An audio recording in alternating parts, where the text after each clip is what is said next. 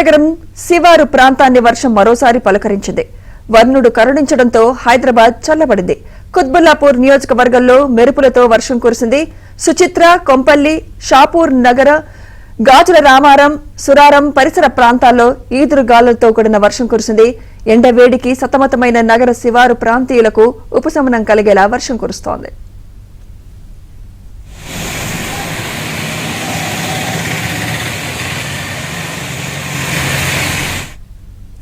ఇదిలా ఉండగా మేడ్చల్ జిల్లాలోని పలు ప్రాంతాల్లో మోస్తారు వర్షం కురిసింది. కీసర, కుషాయిగూడ, మల్కాజ్గిరి ప్రాంతాల్లో వర్షం కురిసింది.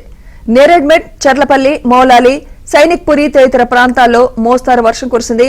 ఎండవేడికి సతమతమైన సమయంలో వర్షం కురవడంతో పలువురు ఊరట చెందారు.